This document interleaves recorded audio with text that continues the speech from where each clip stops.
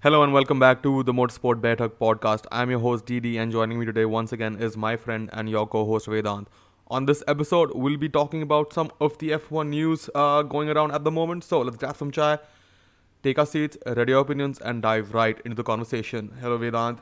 We're here back again talking about Formula One. Obviously, some of the things that we will be talking about today has been in the news for quite some time. But again, we're just here to share our thoughts on what we think is happening and how we feel about it. So let's dive right into it. What is happening with the Andretti deal? Now, obviously, there have been mixed reactions after Mario Andretti came out and said that that Andretti has put in a bid with the FIA and F1 for to go racing in F1 starting 2024. And this was Zach Brown on one hand welcomed the Andretti deal, the prospect of an Andretti deal, and he pointed out the positive impact it will have on the sport. Zach Brown talked about how it will grow the F1 business and how it will bring in more basically money for all the teams across the paddock, and we shouldn't be worried about that the dilution of the funds basically for all the teams, the prize money for the teams, and that is a small price to pay. However, on the other hand, Toto Wolff had a totally different reaction and was very skeptical, which Mario Andretti was not happy about. Apparently, Mario Andretti also tried to contact Toto Wolff but has not received a response. What are your thoughts with that? And obviously, that news is coming out of another interview conducted by David Land, 91, I believe, or the YouTube channel's David Land, when he interviewed Mario Andretti during the St. Petersburg weekend of the IndyCar opener. Yeah, well, I think Toto Wolff has got it wrong.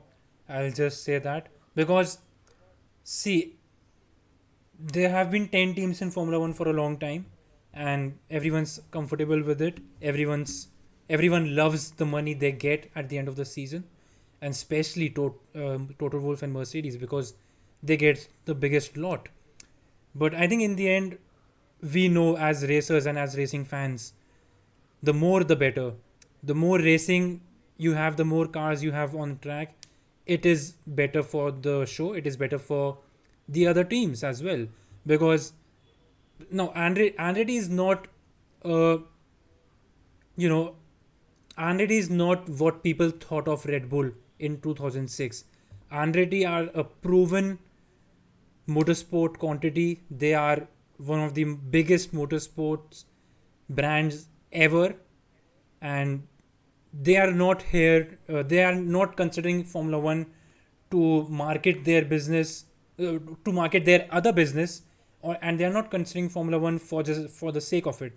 Andretti want to be in Formula One because they believe they are racers and they believe that they can succeed in it. So Toto Wolff, Absolutely. And yeah, and it's going to be a long term investment. It's not like other teams like Marussia or HRT maybe that just came here for the sake of it, yeah, to try and absolutely, make it into F1. Andretti is not trying to make it into F1. They're trying to make F1 theirs in a yeah, way, absolutely, just like Mercedes did. Obviously, Stefano Domenicali last year had said when there were talks about Miami GP and everything that they would welcome an American team, but that does not seem to be the case. And people have come out and said that the last two times that F1 took in new teams was when they particularly put out a tender asking for interest regarding joining F1. Um, I think that might not be the only reason. Obviously, people have talked about cost cap and how business has just become sustainable for the 10 teams. But like Zach Brown pointed out, right, Andretti joining F1 will be a big win for everyone involved, unlike what some of the other team principals have said. But I think it might also just be a case of bad timing at the moment because of how busy Formula One it probably is. Because I feel, with the new technical rules and regulations and everything going around F1, with the calendar and everything, I feel there might not be enough bandwidth for F1 and FIA to process this particular, bid from Andretti to join F1. And maybe 6 months down the line, if Andretti were to resubmit their, bid to join F1, it might be a better time to consider it for both FIA and F1. yeah, absolutely. That might be the case, and but then again, we we want F1 and FIA to keep an open mind about it, because if they decide right now that we don't want another team, they won't look at it like they would. Even if Andretti resubmits the bid, they would look at it at the same way in 6 months' time. So they just need to keep an open mind. And like, once again, about what Toto Wolff is trying to say and what Andretti are trying to do basically. So F1 has a rule that you need, I think, 200 million for the F1 team investment, and you need to give 200 million to the other teams as well, because of the reason that you would be diluting their share. So F1 has these processes in place. So Toto Wolff's concern has been addressed by Formula One and FIA itself. So like, I might have the figures wrong, but this process is certainly in place. Absolutely, and that's what Mario Andretti said, that he's tried to contact Toto Wolff to get him over on this side of the Atlantic to show him the facilities that Andretti has, and I think Roman Grosjean came out and said that the Andretti team has better facilities than some of the Yeah. F1 teams that he's worked for, Yeah. and that is a big statement coming out of Roman Grosjean, who's done well. Who's probably done better as an IndyCar driver than during his time in F1. So clearly, obviously he knows what he's talking about, and it's just interesting to see the amount of mixed response we have had from the F1 paddock regarding the Andretti deal. Mario Andretti also spoke out about regarding the Sauber deal, and pointed out that Colton Herta is a much better prospect for F1, as he was faster in the simulator compared to Giovinazzi and Raikkonen when they were having those talks with Alfa Romeo Sauber.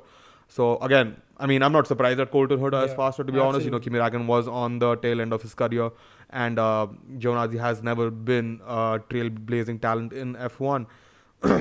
But again, just surprising that all of this was kept under wraps, which just goes to show, there's so much that goes on behind the scenes that we as racing fans have no clue about. Yeah.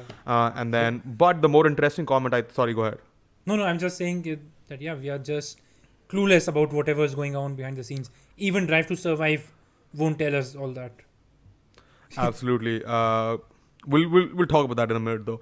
But also, I think what the more interesting comment that Mario Andretti made during his interview with Dave Land was the fact that he said that he had approached Gene Haas multiple times to buy out Haas but failed, and it's very interesting that Gene Haas took on a Russian sponsor instead.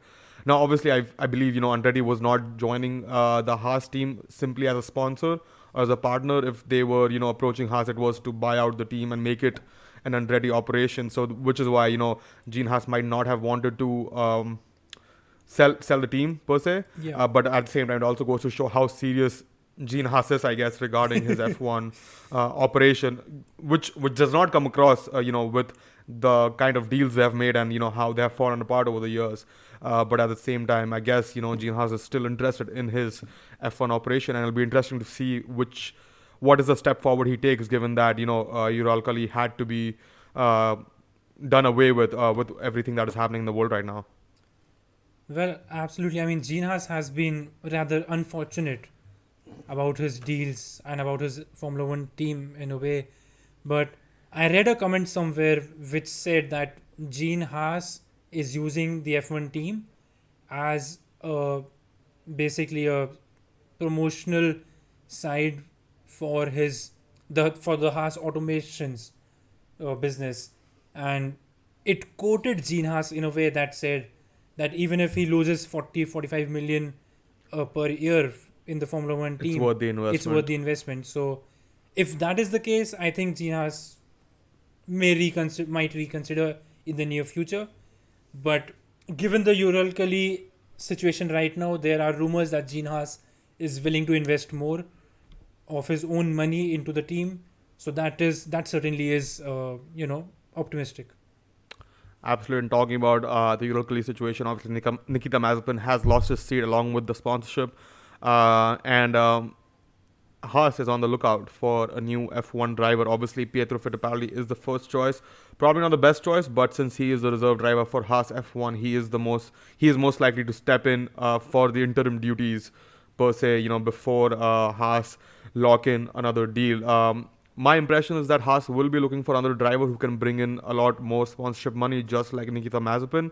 And I think some of the viable contenders are obviously in Antonio Giovinazzi and Nico Hülkenberg. And Nico Hülkenberg had previously talked with Haas before leaving F1, if I'm correct. He had talks with Haas F1 to join the team while they were doing away with Romain Grosjean and Kevin Magnussen. But I don't know how much sponsorship they bring in. I think the next best option might be someone from outside the paddock, maybe a junior driver or so, who might again, someone like Guan Yu Zhou who could bring in that much money. Yeah, well, that's interesting. I think Pietro Fittipaldi certainly he'll test for Haas in Bahrain, but I don't see him racing for Haas at round three.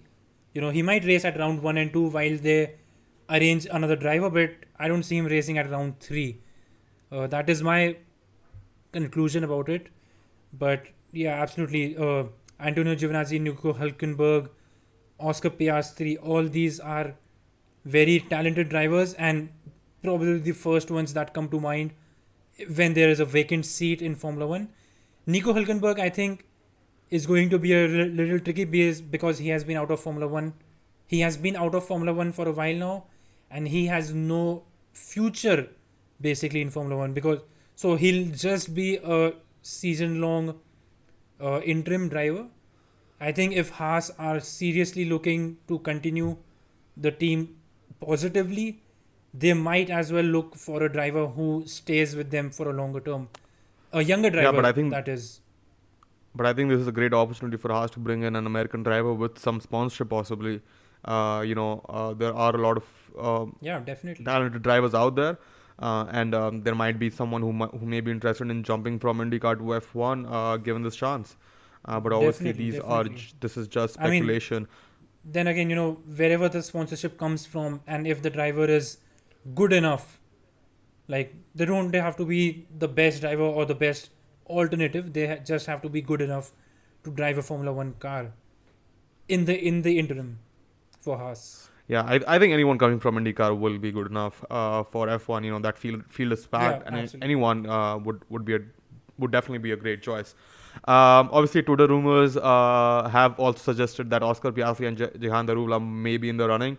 But again, these are Twitter rumors, so we can't give them a lot of thought. However, if Jehan Darula was set to step in, I would be probably the most ecstatic person out here.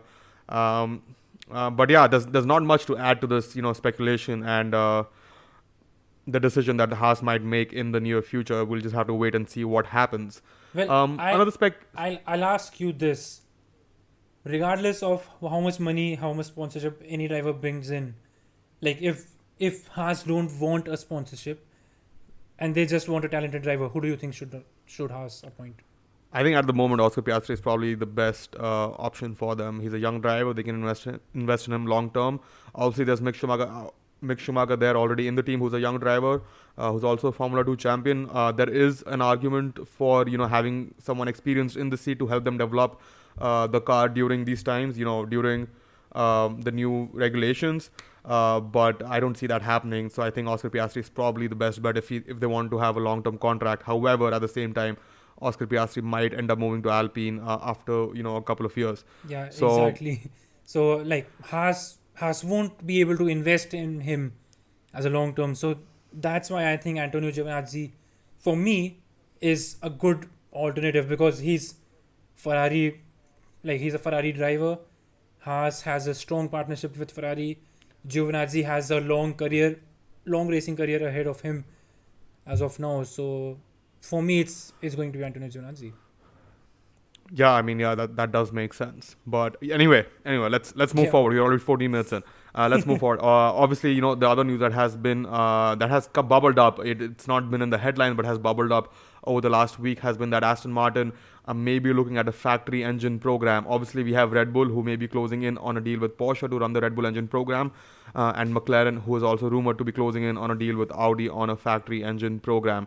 Obviously, at the same time, we are waiting for all of these teams and stakeholders to come together and finalize the 2026 engine regulations as these engines, get homologated for the next 3 years.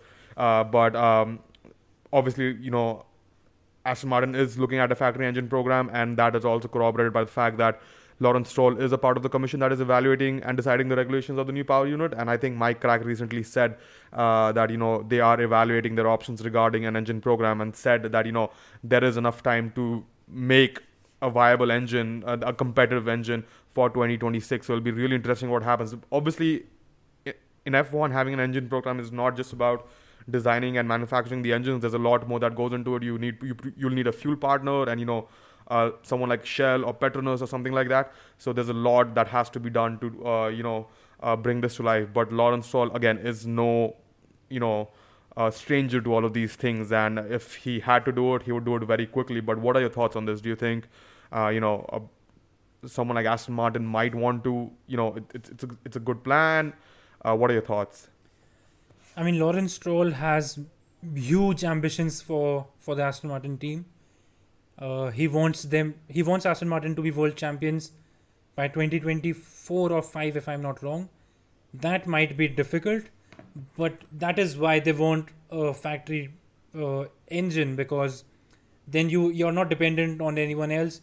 You get the, like, even if it's a factory deal. But they have arguably the best engine in the car at the moment. Yeah, exactly. But even if you have a factory deal with some other team, so if you're a customer, then you are treated like any other customer. But if you have a factory engine yourself, a factory deal with any other manufacturer, then you have exclusive contact with that manufacturer, and you can collaborate much better in a way. So I think I think the idea behind it and the vision behind it is absolutely perfect, and that is what a Formula One team should aim for.